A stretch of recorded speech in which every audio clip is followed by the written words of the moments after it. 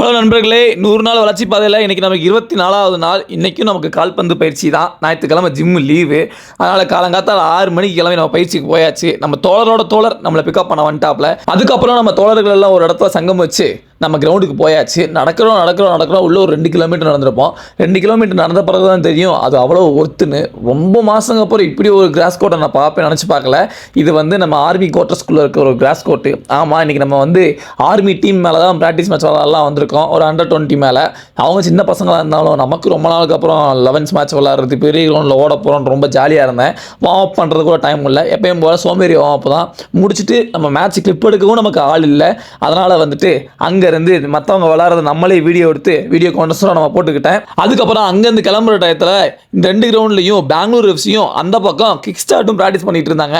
அதை ஒரு ஏக்கமாக நின்று பார்த்துட்டு ஒரு 3 இட்லி கொடுத்தாங்க. அந்த 3 இட்லி சாப்பிட்ற இடத்துல வந்து பார்த்தீங்கன்னா பழைய ஜிம் ஐட்டம்ஸ்லாம் இருக்கும்ல, பழைய காலத்து ஜிம் எப்படி இருக்குமோ அந்த மிஷின்லாம் தூக்கி போட்டு துருப்பிடிக்க வச்சுருந்தாங்க. பழைய மிஷின்லாம் பார்க்குறதுக்கு கொஞ்சம் நல்லா இருந்துச்சு. அதுக்கப்புறம் நம்ம ஈவினிங் தேவையான கண்டென்ட் கொஞ்சம் ஷூட் பண்ணிவிட்டு சரி மாலுக்கு போய் எதாவது வாங்கலான்னு பார்த்தேன். நம்ம வாங்குற அளவுக்கு அங்கே எதுவும் இல்லை. இன்றைக்கி நாளை இங்கேயே முடிச்சுக்கிறேன்.